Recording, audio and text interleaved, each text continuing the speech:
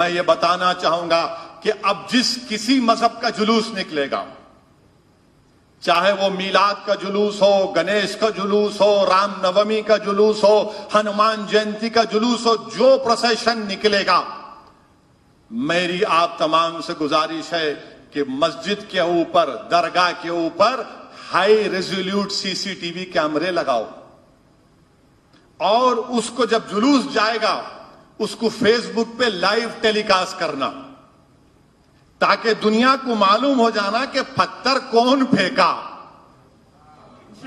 समझे ना?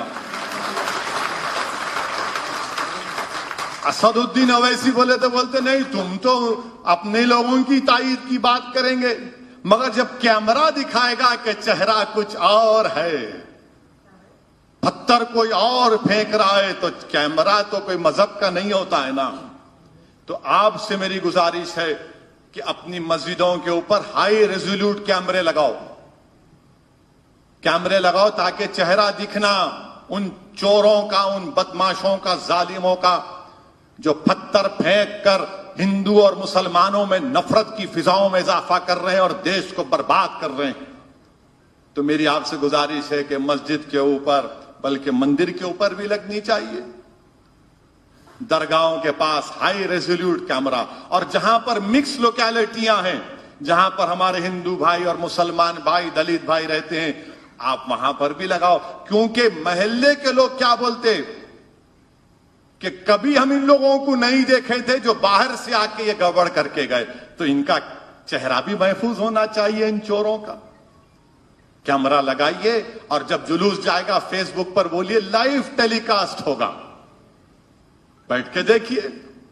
तो हजरत पुलिस, हुकूमत को जब भी पता चलेगा कि आप झूठे बच्चों के ऊपर झूठे केसेस डालकर उनको जेल नहीं भिजा सकते, आप ये काम हमको करना है। खुदा के लिए मेरी इस बात को समझिए आप। मैं 2014 से पुकार कर कह रहा हूं कि ये अंधेरी रात लंबी रहने वाली है, लंबी रहने वाली है। ये अंधेरी रात में अगर रोशनी, अगर आपको पैदा करना है, कोई आकर चिराग नहीं जलाएगा, कोई आकर मशाल नहीं जलाएगा और तुमको अंधेरी रात में रास्ता दिखाएगा।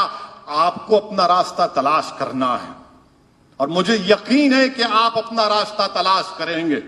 मुझे यकीन है नौजवानों के जो बाशऊर हैं, बासलाहियत हैं, बाअमल हैं और उनमें सोचने और समझने का सलीका है। मेरे अजीज दोस्तों और बुजुर्गों, इसका ख्याल रखिए। और फिर उसके बाद मैं जब कोरोना आया, पहली वेव और दूसरी वेव, तो कोरोना के वक्त मैं कह रहा था कि मोदी सरकार जिम्मेदार है, कोई यकीन नहीं करते थे। मैं पार्लियामेंट में खड़े होकर कहा कि 30 लाख लोग मरे हैं कोविड में, बल्कि WHO ने अब फिगर दिया है कि मुल्क में कोविड की पहली और दूसरी वेव में 40 लाख लोग मरे हैं। आप मेरे से पूछो, अगर मैं आपसे एक सवाल करूंगा, यहां पर जितने लोग बैठे हैं, आपके पड़ोस में अगर 4 घर हैं, उसमें से क्या हर घर में कोरोना की मौत नहीं हुई? कब्रिस्ताना भर गए, शमशान घाट में जलाने के लिए गाड़ियां ठहरती थी, मगर देश के प्रधानमंत्री बोल रहे हैं नहीं 40 लाख नहीं, सिर्फ 4 लाख चिल्लर मरे हैं। अच्छा, वो WHO का जो चीफ है, वो अहमदाबाद में वजीर आजम नरेंद्र मोदी के बाजू बैठकर खूब मुस्कुराकर बात कर रहा था, मोदी जी भी मुस्कुरा रहे थे। उसके बाद रिपोर्ट ला ली, बोला कि 40 लाख लोग कोरोना में मरे। और मैं आज भी कह रहा हूं कि अगर नरेंद्र मोदी की हुकूमत पहले दूसरी वेव से 6-8 महीने पहले, जैसा अमेरिका, जापान और बर्तानिया ने अपने अवाम के लिए वैक्सीन का ऑर्डर दिया, वैक्सीन का ऑर्डर ही नहीं दिए। क्या जनवरी 2021 में बीजेपी ने नरेंद्र मोदी को मुबारकबाद नहीं दी और कहा कि हम ऑस्ट्रेलिया को क्रिकेट में हरा दिया और मोदी ने कोविड को हरा दिया? तो कोविड ने कहा, प्यारे क्रिकेट में हरा सकते, मैं फिर आ गया। मेरे अजीज दोस्तों और बुजुर्गों, ये बात। और 5वीं बात यह है कि हमारे शहर में 2 दिन पहले ईद के दूसरे दिन, बल्कि हम शहर से आगे सरूनगर में, मेरे ख्याल से मलकपेट कॉन्स्टिट्यूंसी में भी नहीं आता वो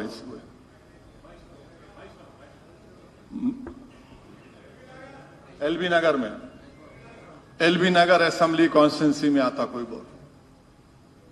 मगर मीडिया के लोग क्या कर रहे हो इसी, हर आदमी शुरू हो गया, हम क्या तुम्हारे भाईजान दूल्हे भाई हैं? क्या ओवैसी क्या कर रहे, क्यों नहीं बोले ओवैसी अब तक? पूछो उनको क्या हो रहा है ये। मैं उनसे पूछ रहा हूं, मोदी नहीं बोलेंगे, आपके डैडी अब्बा नहीं बोलेंगे कुछ भी। जहांगीरपुरी के बारे में मोदी नहीं बोलेंगे वजीर आजम के तौर पर। सेंधवा में 13 मुस्लिम घरों को तोड़ दिया गया, देश के प्रधानमंत्री कुछ नहीं बोलेंगे। खरगोन में 22 मुसलमान घरों को, झोपड़ियों को डिमोलिश कर दिया गया, देश के प्रधानमंत्री कुछ नहीं बोलेंगे। गुजरात खंबाट में गोदामों को तोड़ दिया गया, देश के वजीर आजम कुछ नहीं बोलेंगे। मगर ओवैसी बोलना, मैं वजीर आजम हूं, मगर नहीं, वजीर आजम से नहीं पूछेंगे। हर चीज हमारे पास, इन्हों क्या बोले, इन्हों क्यों नहीं बोले, इन्हों क्यों नहीं उठे, इन्हों क्यों नहीं बैठे। मगर इसके बावजूद भी जो मुनाफिकीन के सरदार हैं वो बोलते नहीं, ओवैसी को वोट मत दो, गवर्नमेंट को बदलना है। बोलो ना, आप भी बोलो ना, नहीं बोलेंगे। हद तो यह हो गई कि मध्य प्रदेश में एक अपाहिज है जिसके हाथ कटे हुए, उस पे मुखत उसकी दुकान को तोड़ दिए। क्या पत्थर फेंका? हाथ टूटा हुआ आदमी पत्थर फेंक सकता?